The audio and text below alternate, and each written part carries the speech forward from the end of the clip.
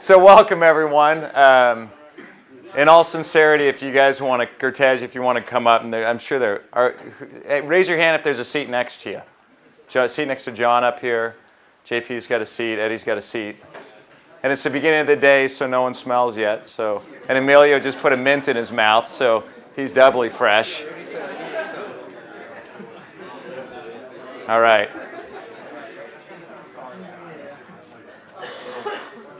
Okay, and away we go. So a State of the City report. There are 4 different areas that we'll cover. A Yuba City overview, with which you'll all be very familiar, more than the folks at the Chamber of Commerce. And then 3 areas: growing Yuba City, investing in the future, and partnering with the community. These are the City Council's priorities. We, as most of you will recall, we meet in January of every year. We get together with the City Council and talk about what are the important things for the community. Why is this important to do at the beginning of the year? Because then we formulate a budget, and that budget plan should be prioritizing where our revenues go toward advancing these 6 goals. They're in no specific order, but our communities were initially formed around certain basic functions. One of them was keeping us safe, so public safety is obviously very important to us. Another is having roads to drive on, infrastructure, and how we maintain and improve our infrastructure, be it the water, the sewer, the quality of life in our parks. Important to us also is how we develop our economy. That's the lifeblood. As we know, government, we're here to serve. We're not what keeps the engine of the economy going. It's the private sector does, and we service that function. Developing our organization, that's our business model. We grow our own here. We try to invest in ourselves so that we can be the best people to promote within our organization. Preparing for growth, and then enhancing our image and reputation as a community. That 6th one is very important as people drive through our community, as businesses consider coming to Yuba City. What is our image, and what do they think about our community? So where do we use our money? We're an $80 million enterprise, quite an operation. Half that money is within the general fund, and then a portion is over in the water, the wastewater, and other support services in the city. So of that $40 million, where does it go? When you think back to those priorities of the City Council, there are certain areas, police and fire take up a certain percentage, and then you can see public works in the support function of maintenance of infrastructure and whatnot. General fund historical. Interesting times for us. We've come out of, the recession ended in the end of 2009, and we're all still kind of wondering when does this permanent recovery come? Well, it has. It's slowly but surely over time. We've been recovering. You can see from the numbers. I'll grab this for a minute so you can get some perspective on where we are. So this is our current budget year, right here. FY17. So you can see that we had some years where we had spending more money that was coming in, and then some recovery period, and then coming back to here.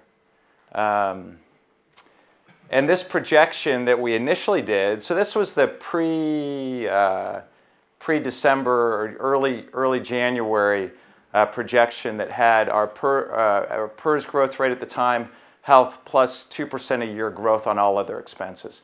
So we just said, hey, we're going to keep growing. What should we put in as a reasonable number? 2% was a reasonable number. And at that time, we were very pleased to see it projected well.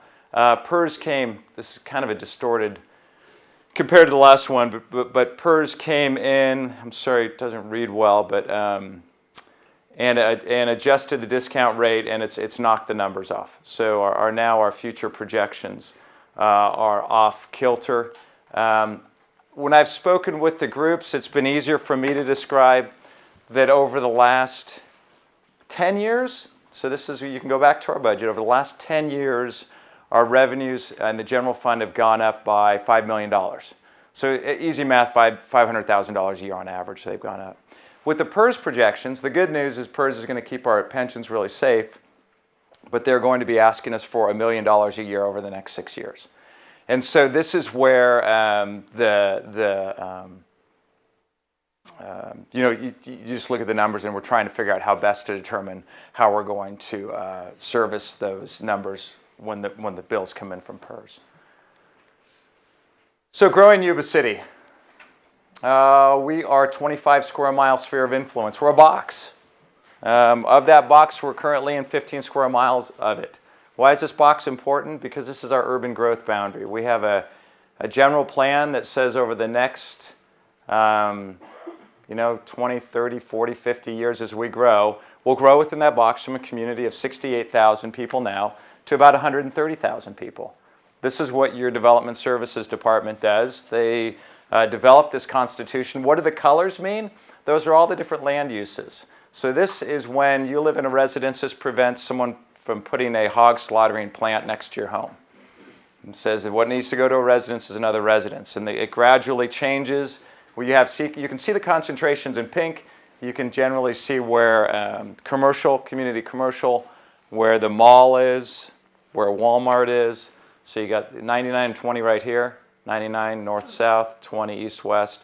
Here's the mall, here's Walmart, here's future community commercial to the south, future to the west, and then this purple in here is industrial.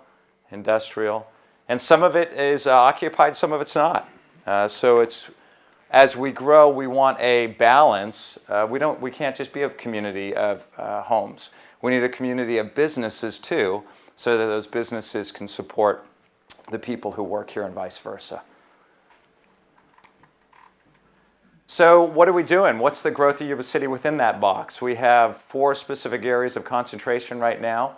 You've got the El Margarita Master Plan to the west, that if anyone is interested in that, we will have a workshop this evening with the community between the Council and the Planning Commission to discuss that growth area, which will be a lot of residential to the west. To the south is the Bogue Stewart Master Plan. So this would be going outside of our sphere of influence, that box, that growth boundary. Why? Because people want to grow along major corridors. So you have that 99 corridor, and you have property owners down there who want to see that develop. So that is a master plan that's being developed at the cost of the developer, and it's going to be a 2-year project, and it's about an $800,000 investment. Why are people willing to put $800,000 in? Because they want to enhance their land value. They want to create new businesses in Yuba City, and we want to see that happen as well. The bluish area is the annexation. This Thursday, the Local Agency Formation Commission will be discussing next steps with that. And the industrial park at Lincoln and Garden Highway is right now a bit of our dream area. It's the area that needs to be industrial. We need industrial land to support jobs. And as we go forward, we'll be looking at how we bring infrastructure down Lincoln Road to that development of industrial park in that area. That's also, believe it or not, in our general plan slated for the local bridge. The area where the third bridge was in the past, it was a Caltrans bridge to the south of the city, this right-of-way right here. Caltrans has said they have no intent of putting a third bridge in there. In our 2004 general plan, you can see the arrow right here. It'll be a local bridge. And here's our 5th Street bridge that will be replaced soon, and the 10th Street bridge. So a lot of thought goes into how our community will grow. And if this is the way it looks at the end of it, that may be the case. But as we know, we also adapt as times change, and it will probably look differently. But here's the rule of thumb. If we are going to grow, we want to have growth ultimately enhance the quality of life in our community. Because most of us, or a lot of us, live here. And so if growth infringes upon the quality of life, that's bad growth. I know people who live in Central Valley towns who talk about how it used to be. And I won't name them because that would be not right. But there's some Central Valley towns that are similar in size to us that have grown bigger. And I've talked to people and they say, man, I remember when. And they'll describe a city that describes for me Yuba City. And I think to myself, oh my gosh, we have to be careful that as we grow, we don't lose that quality of life here. And if we start to, that's bad growth. We don't want that. And the trick is knowing, or trying to have an awareness if the community is ever slipping in that direction. So our next poll, what community amenity do you believe the city is missing? You have A through J. If you can't read it, ask your neighbor to read it for you. Don't be shy. So A is soccer fields, B, community park, C, increased police services, D, community center, E, increased fire services, street and road maintenance is F, community events is G, Little League fields H, a four-year college I, and other is J. This is, obviously you all work here, so you have got inside perspective on it.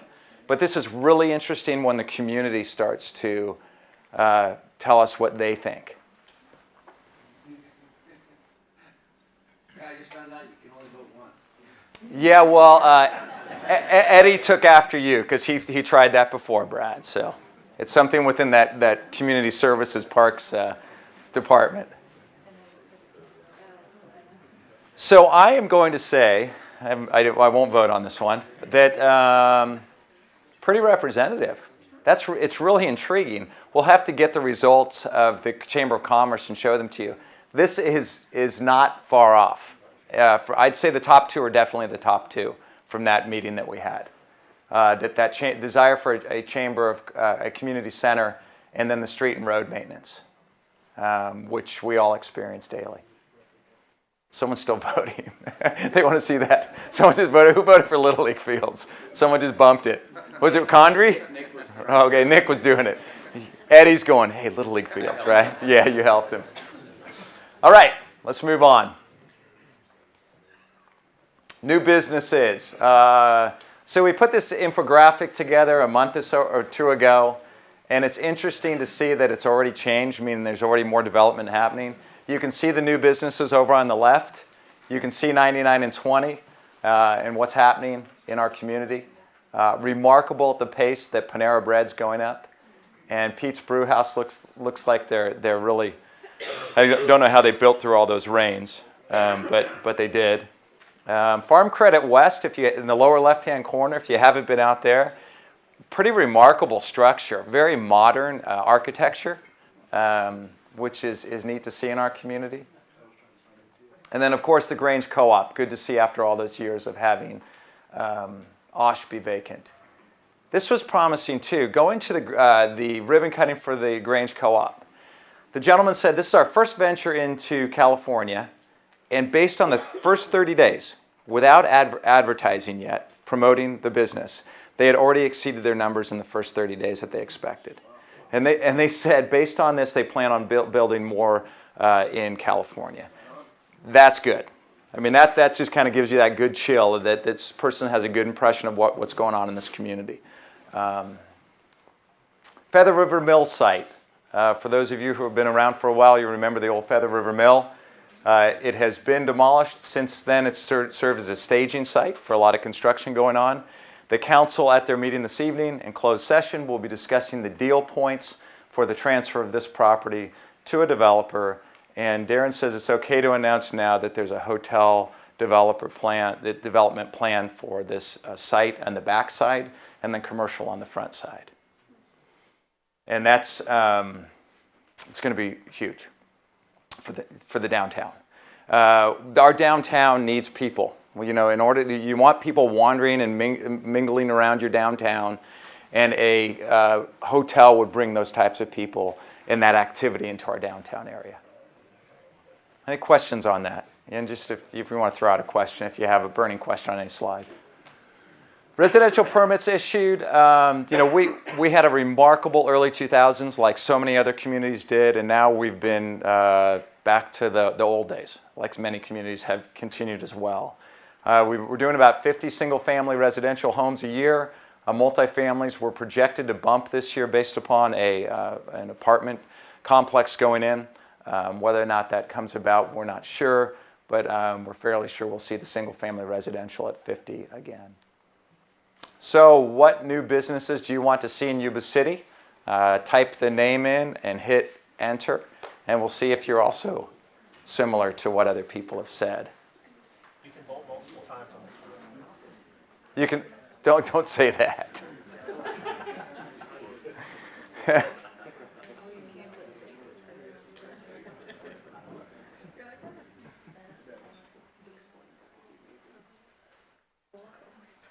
A lot more people at this than others, so it wasn't as active as I'm seeing now.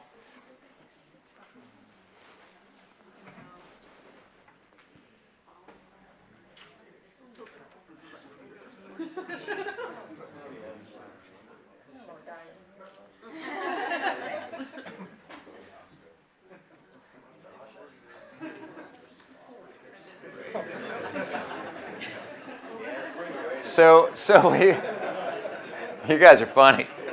So we have Costco's. A lot of Costco's have come up. Trader Joe's have come up. I don't see as many Trader Joe's up there as I have seen in other groups.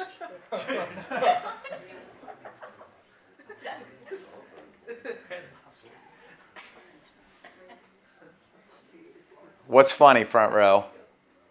No? Megan's funny. Megan's funny, all right. So we have a lot of Dick's up there, Dick's Sporting Goods, which I believe they're missing out on our community. You know, for the number of people I know who leave our community to go to buy sporting goods, including when my son was small and I just try to find stuff for him. All right, there's a reflection. What am I missing up there that there's a lot of besides Dick's and there's another Dick's coming up? Dick's and Costco. What is it? Best Buy. Best Buy? You see a lot of Best Buys up there? Okay, yeah, there's some Best Buys. KFC. Okay, on that note, we're moving on. So investing in the future. So this is all about where we're going from here. Fifth Street Bridge project. I was just mentioning to Kevin Bradford, who's senior engineer on this project. I was talking to a council person and I just on a whim said, what's the most exciting thing from your perspective that's going on in Yuba City? What are you most excited about right now? And the person said Fifth Street Bridge. I can't wait for that groundbreaking. So I was joking with Kevin beforehand not to put pressure on him, but there is a lot of excitement about this replacement project. So you can see from this schematic that the Fifth Street Bridge will go to the north of the existing bridge. And construction will take place in such a way that, and you can correct me between Diana and Kevin if I'm wrong, but it's anticipated that there'll be a shutdown of the structure for 1 week. Is it 1 week? Over the whole thing. All right, so you're going to have continuous flow of traffic on the old bridge. They'll transfer over to the new bridge, and it will be closed for about a 1 week period. That's remarkable. You can see that there's going to be a whole new interchange area to the, or off and on ramps to the west on the Yuba City side, which will really help. You know, why is there a hotel interested in going on this site? Well, you can quickly figure out why. You're going to have a 4-lane bridge coming across here, brand new infrastructure in here, and a nice place here for commercial development. And then Plymouth Street, of course, is right here adjacent to it, town center down here.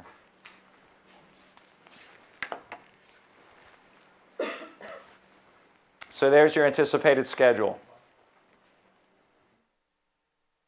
Completion at the end of 2019.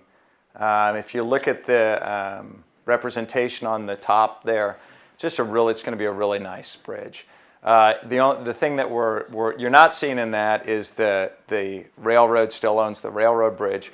We are not buying the railroad bridge. We don't have any intent to. So that's the railroads. Bridge street improvements, a lot of compliments on the redo of the street, of the banners. New banners will be going up in the coming months celebrating Sun Suite's 100th anniversary as a corporation, all right? And probably they've been here since the early 70s in Yuba City. But a lot of community pride. What's remarkable to me is when I see people from Beale Air Force Base who say to me, man, your community looks great. And I'll say, I'll think, driving down Highway 20, that's not the response you'd usually get. Driving over the Fifth Street Bridge and seeing this, and they just feel like it's a remarkably good representation of Yuba City. The Highway 20 corridor, as I just mentioned it, this is a focus area for us. Specifically, there are plans being developed on how we improve the Highway 20 corridor. I've had more than one person say to me, why? Meaning that's not your property, that's Caltrans. This is running right through our living room. This is going right through the living room of our community. I've lived here for 3 years. And this is what I liken to that part of your house that you just get used to that just isn't pretty. The analogy that I use is the wall that your dog lays against. That you just think that's a dog wall lays against, and then all of a sudden your relative comes over and says, "Man, Steve, why is that wall all brown?" And you're looking at it going, "Oh my gosh." That's what people see when they come to our community. They're driving through and seeing the brown wall right through the middle of Yuba City. And so we recognize that we want to improve that area, and Public Works went out and partnered with Caltrans. Caltrans shut the road down in the last 6 months, and we went through, our crews went through and helped, and with the partnership with Stencil Landscaping, just to clean it up a little bit. Well, we're looking at that next step, and that next step is actually doing some enhancements, putting some improvements similar to Bridge Street, the landscaping, drought-tolerant landscaping. And that actually, at our most recent council meeting, Ben, they awarded a contract for the stretch between Stafford and Clark. Gave Public Works approval to move forward with Construction, all right. Yeah. Thank you. And so that's where you remember the old Blockbuster, now bare bones.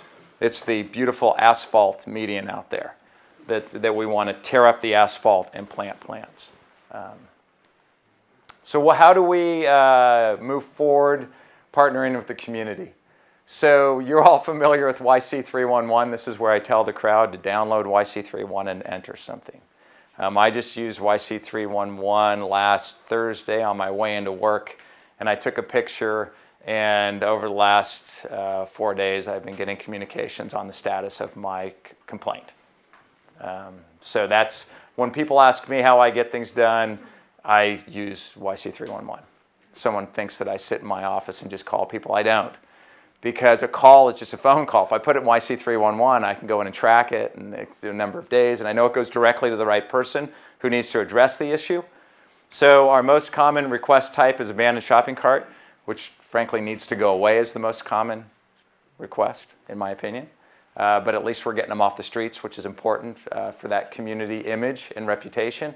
And the least common request type of late is water conservation, which is kind of funny to think about because we've had quite the opposite. So what are we addressing? We're addressing almost 750 calls within the first 3 months of the year. I thought what's interesting is only 11 or 1,200 people have downloaded the app. Should be more in a community of 68,000. So, and why, frankly, why do we want this? Because it's a lot easier for someone to deal with me taking a picture and GPS mapping it and it going directly to Matt over in Parks to address it than me calling up the Parks and Rec and Community Services Department and tying up a person's time, and then it goes into the bureaucracy of the system. Why not just cut to the chase? So for efficiency's sake, it's a better way for us to provide services. So what's happened of late? The hotels and motels have agreed to put a 2% assessments on their tax bill. So, on their service bill. So when someone comes and stays here in the community and pays $100 to stay here in our community, there's a $2 surcharge on that goes directly to the Yuba Sutter Lodging Association. I say directly, we aggregate the funds in our finance department and then we'll pay them on a quarterly basis. This is entirely their funding to promote tourism in the Yuba Sutter area. And I admire it because it's not the hotels and motels coming to us as a city and saying, what have you done for us lately? It's the hotels and motels saying, we want to raise these funds and we want control over how to use them. To the degree that people can rely less on government, I know that's weird to say as your city manager, but it helps build community, in my opinion. I mean, we're a support services. We're going to be here no matter what. But the more they can become self-reliant, it just builds, in my opinion, a stronger community. So they're going to be raising about $250,000 a year. And we have, over the years, partnered with the Chamber of Commerce. It's been a 7-year process. We have been giving them seed money in order for them to become self-reliant. So this is the bird flying away from the nest to control their destiny. So, what do you believe the Yuba Sutter Lodging Association should promote to increase tourism in our community? A through I. Sutter Buttes, farm to fork experiences, hunting and fishing, photography, mountain biking. I presume that means Yuba County. Rivers and lakes, local restaurants, and community events. So that is a good point. This is the Yuba Sutter region. This isn't Yuba City. So when you read this,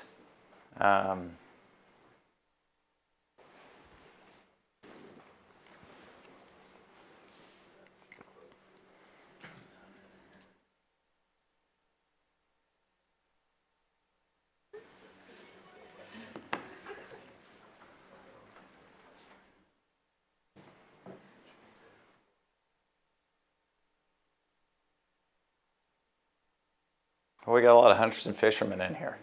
I'm looking over to this side.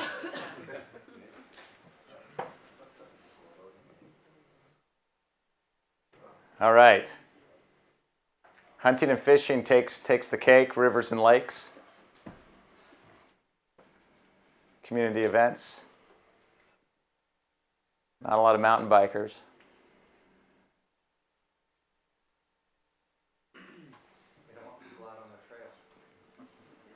Yeah. So, you think about it, the Yuba Sutter Lodging, their interest, why do they want tourism? Obviously, they just call it heads in beds. They want more, they want to, for example, Hampton Inn is booked during the week, all during the week, because of Sunsweet and other businesses here locally fill it up. And then on the weekends, they've got vacancies. So they want people coming to Yuba City on the weekend to rent their rooms in the hotel. And these are the ways in which we can do it. So Steve, how did this match up with your other two presentations? I don't remember this one. Or did it break on the last one on this one? We ran out of time. We ran out of time on this one. Okay. So no, I don't have a good mix, which would be interesting. Because the other ones were really similar, strangely similar. I don't know about this one, though. Although I'd hazard a guess, probably the same. The hunting and fishing and the rivers and lakes. So that was the presentation that I provided. You guys are an educated group. So probably not all of that was as informative to you as it was to others.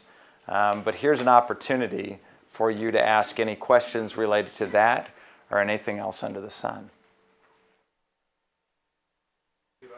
Yeah, Tim. The Fifth Street Bridge improvements and the annexations, is there any plans moving forward, taking that to 99 and then something similar for Highway 20?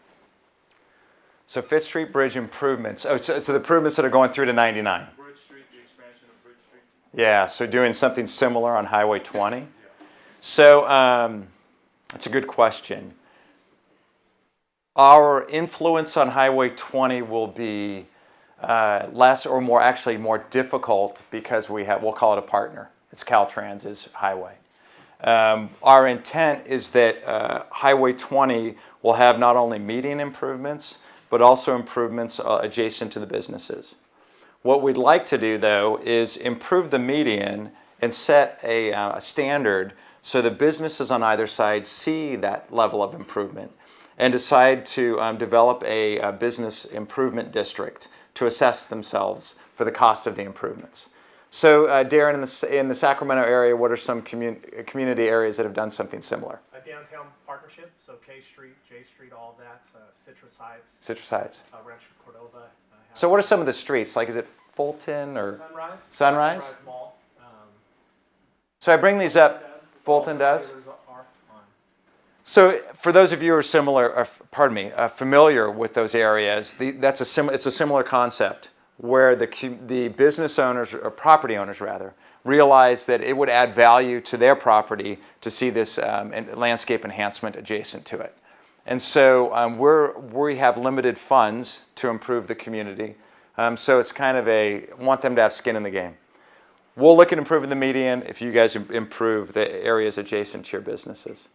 And this is incremental over time. You'll notice that businesses along Highway 20, a lot of the pole signs have been coming down one by one. In fact, where's Arnaldo? There you are.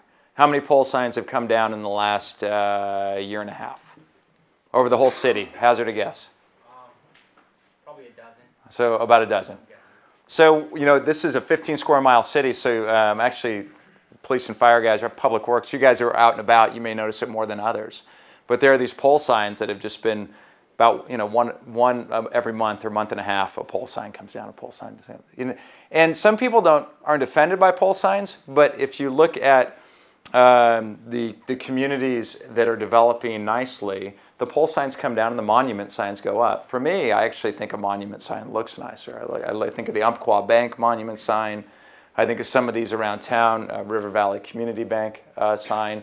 And so it's a transformation over time. So nothing that's going to happen overnight, but the first step will be that median on Highway 20. And we'll see how it looks. So that's the aesthetic, but how about the Traffic traffic flow? flow, I would... I think his question is referring to Bridge Street. Bridge Street on 20, traffic flow. Bridge Street has property annexations and purchases that expanded and widened it. Is Yeah. there any plan for 20? To widen 20? Yeah. No. Finance partnership to widen 20? No. And I'm waiting for someone to chirp in my ear that I'm wrong. So apparently I'm not wrong. Yeah. I know it's probably what you guys experience on a regular basis. The concern for traffic. Yeah. Increased bridge. Yeah, Bridge Street capacity will be enhanced, but not. There's not an immediate intent for Highway 20. Yeah. Tricia. Pop-up businesses that you see these vendors on vacant lots and things like that. Yeah. Do we put that on YC 311? Do we call the police department?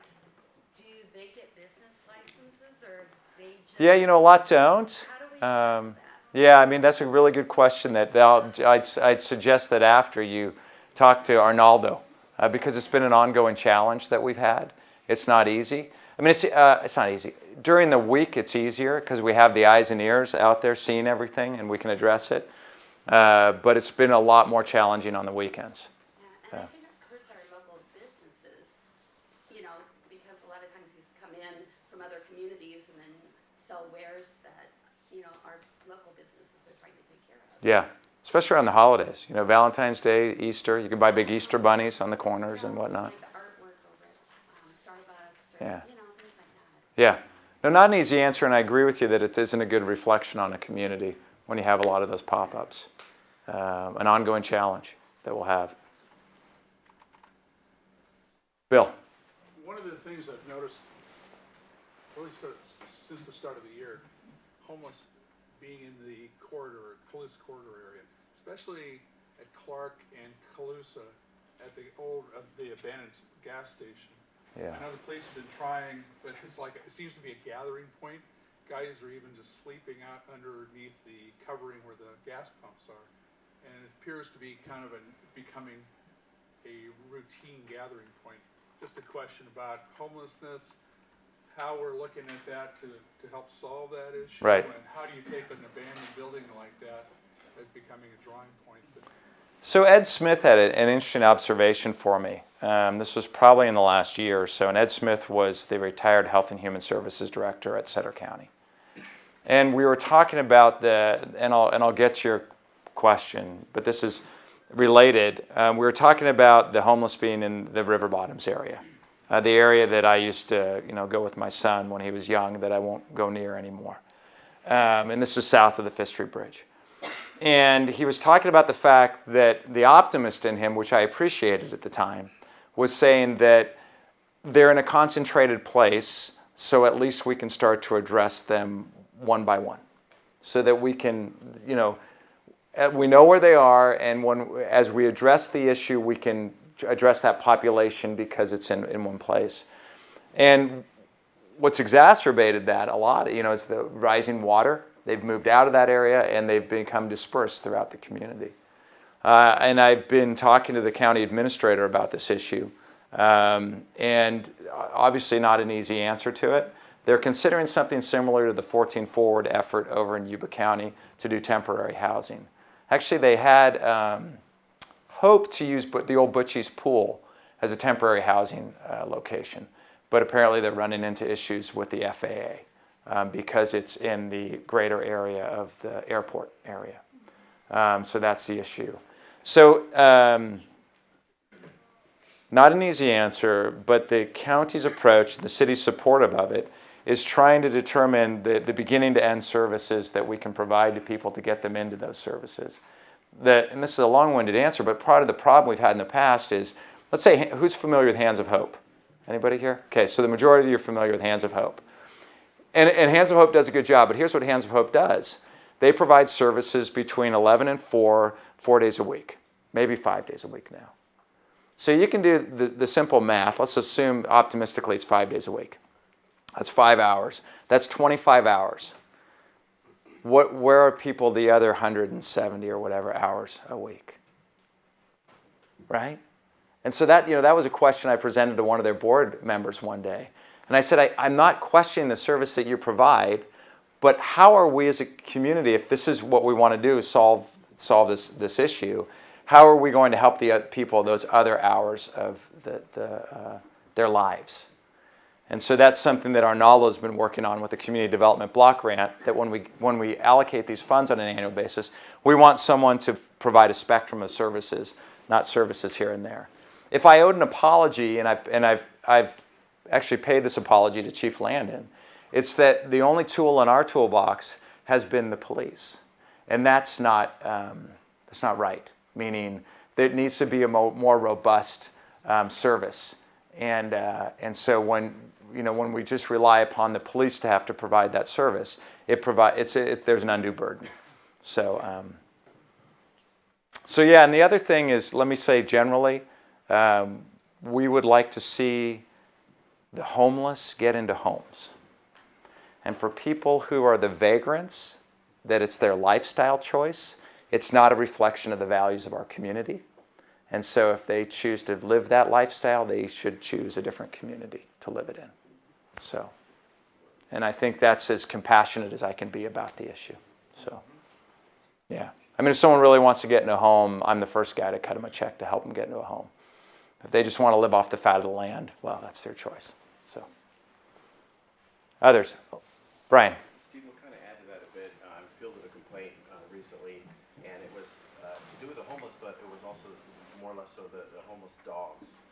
The homeless have dogs for protection or for companionship, and folks that are trying to use the river bottoms area may be somewhat comfortable with just kind of steering around the homeless camps, but then there's these dogs running loose, and so the animal control's answer was, well, a lot of those dogs have been giving free vaccinations to apparently because we know they have a potential of biting somebody, so it seems to be perpetuating it. Yeah. And so we have this almost, it's almost a bully mentality where the citizens that are trying to use the river for recreation are getting pushed out, not only by the homeless, but their dogs that can be kind of aggressive. Yeah.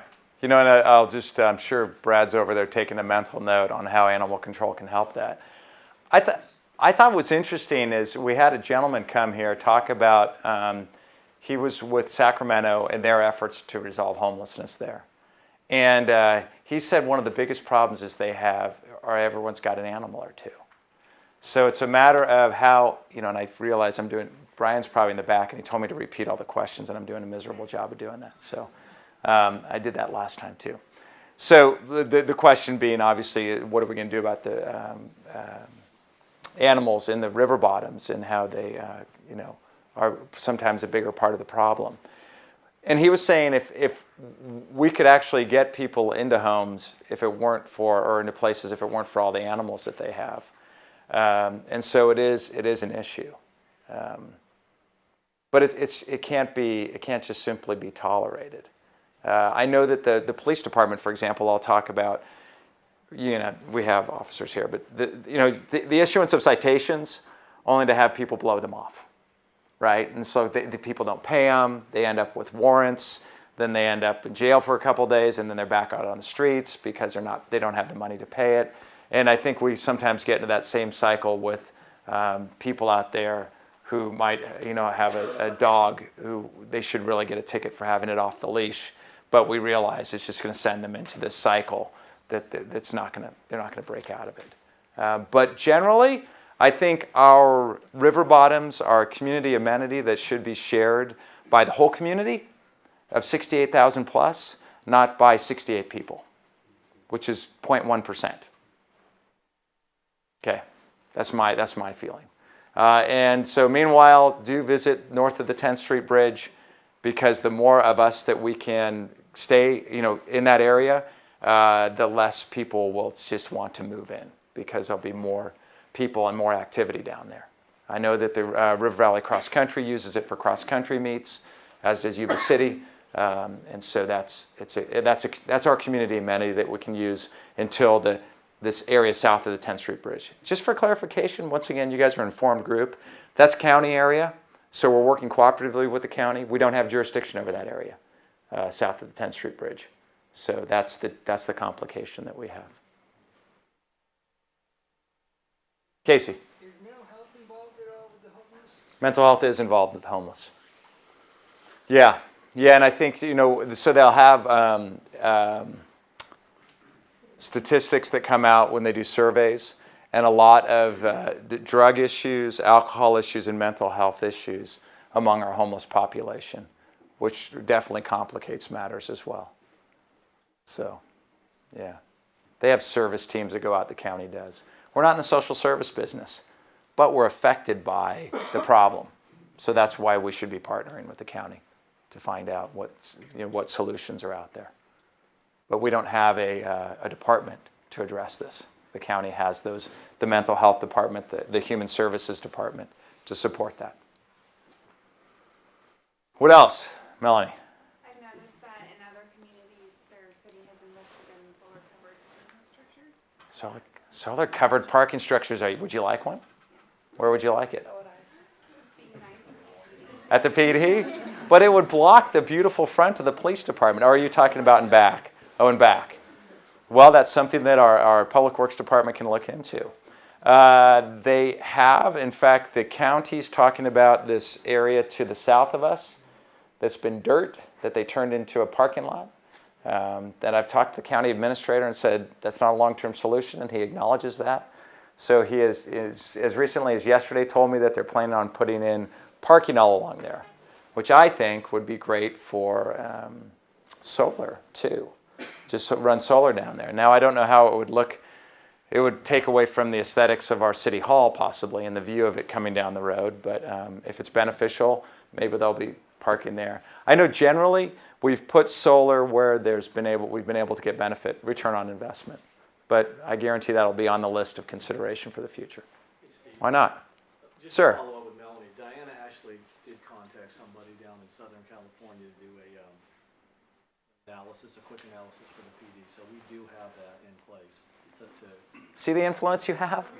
So we'll get right on that. Thanks, Chief. Just say it, and it happens. All right, what else do you want to bring up? What other magic can we have happen around here? Emilio. Has there been any movement on the old Kmart structure? The old Kmart, my goodness, that's ugly. By the ugly, gosh. I'm just going to defer over to Darren. It's probably the latest, same as it was. So Kmart still rents the building, and I assume that they'll rent it until they go bankrupt with Sears, and then they'll sell it to someone. In short, they're paying about 20 cents a square foot for that building. To have a building like that, they're trying to sublease it for about $1, and the building's in horrible shape. It's owned by a partnership that's between here, Canada, and England, and they're not interested in selling, and Kmart wants $3 million to be bought out of their lease. They have about 17 years left on that lease. So we're working on it, though, trying to get a developer to work with the property owner and Yeah. to buy it out. the county's expressed an interest in developing the Kmart building, much the way that Yuba County did the old Montgomery Wards building. I personally don't prefer that, That's in our 9920 commerce area. There should be Costco going in there, in my opinion, not a government building, nor ours. I mean, I wouldn't even want one of our government buildings to go in there. You know, let's keep that hub where people, you know, within easy eye shot off the highway. It's a good area to see commercial development rather than a government building. But there's only so much we can control as well, so we'll see how that goes. Any other things you guys see popping up around town that you're wondering what the heck's that? Or why isn't something happening? I recall Natasha? something about looking at the sound ordinance down on Plumas. Is there any plans to like spruce up the nightlife there on Plumas? Yeah, Arnaldo's been working on a nightclub ordinance with the Downtown Business Association. And I heard as recently as yesterday that someone's interested in opening up a country western bar down there. And I don't know how much credence there is to that statement, but they were talking about the old Spur and Town Pump joining those. But that's an idea that I've heard for a couple of years, and so I don't know if it'll actually happen. But trying to identify that area of town where we can have an enhanced nightlife, but it's right adjacent to residential. So it's a matter of doing that in a way that doesn't infringe upon the quality of life of the people who live down there. So it's a balance.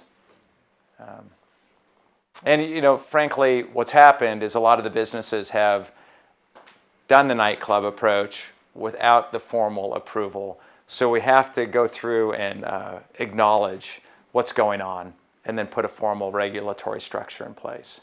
I can't really blame those businesses in a way because they've been able to, for example, Sopatai has been able to have a really vibrant scene on Friday and Saturday nights.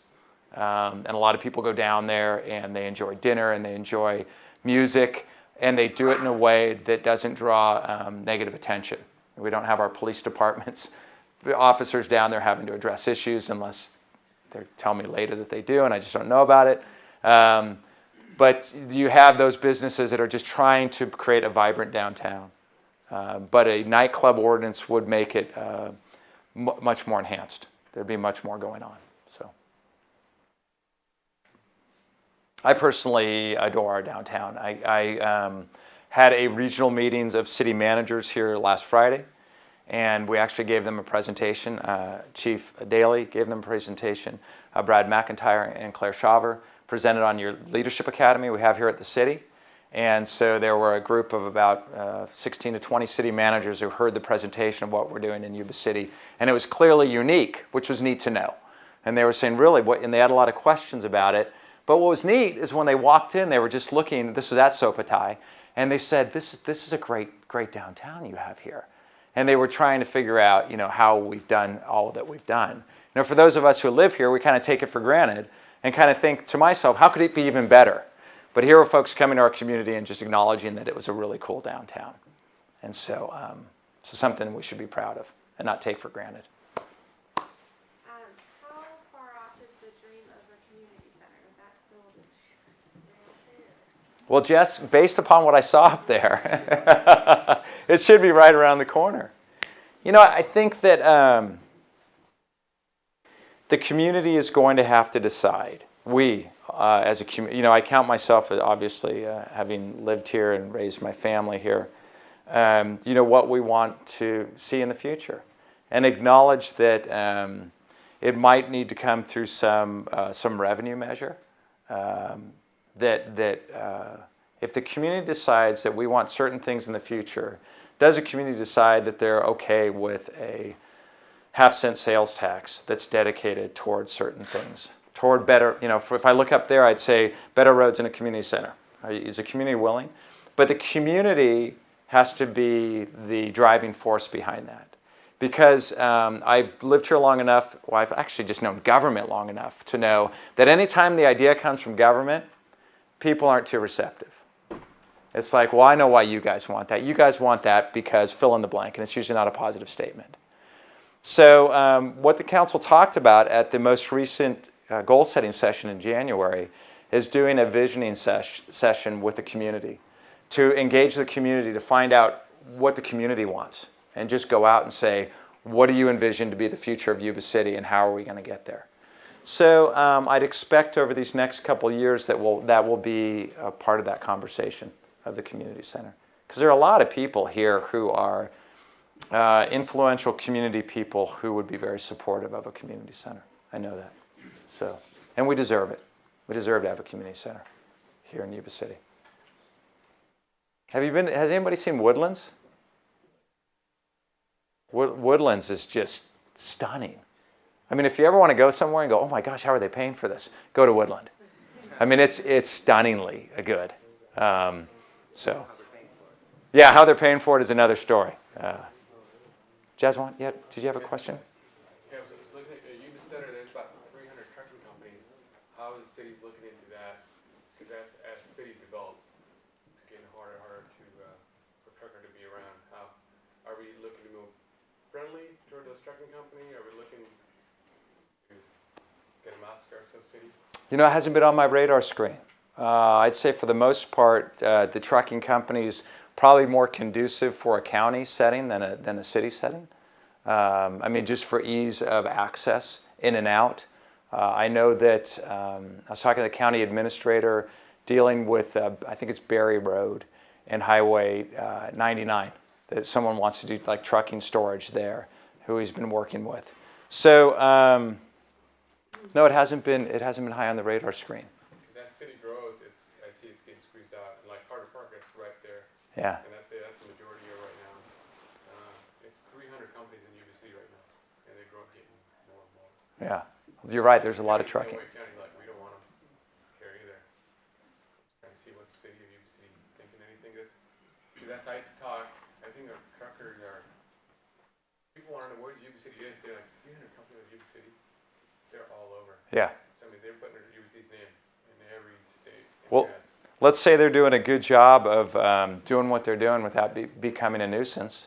So I don't see it as a problem right now. But I think you raise a good point that as we grow, it's something that we'll have to keep an awareness of. Yeah.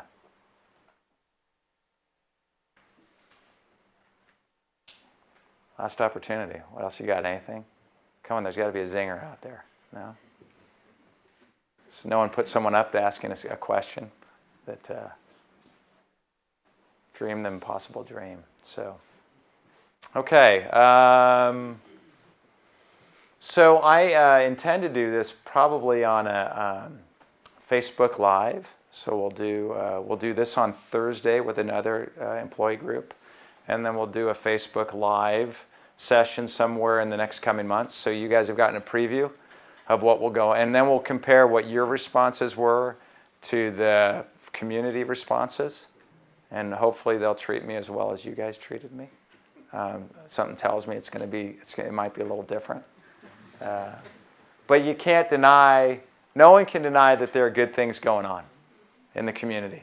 You know, and as we look at how we invest in our community and how we grow our infrastructure and how we partner with others, partnering is going to be more and more key because our resources are limited, and if we're going to improve our quality of life, we got to figure out who we're going to partner with in the community to help us advance our goals.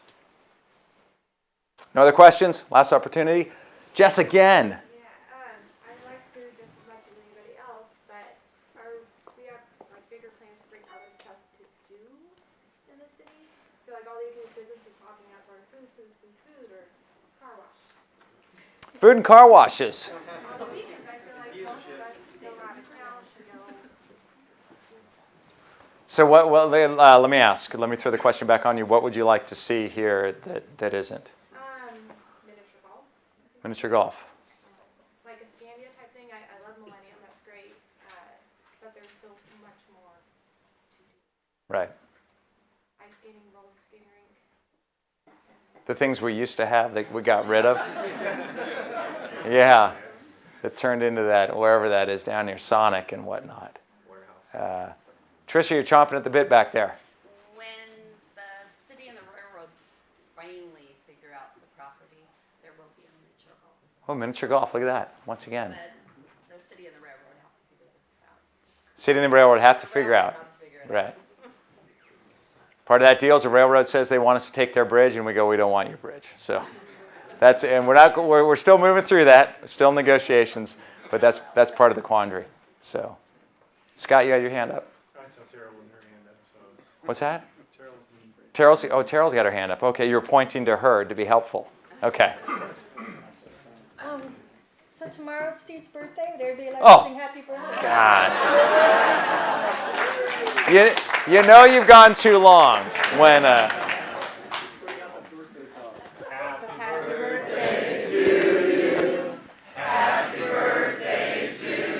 Jeez.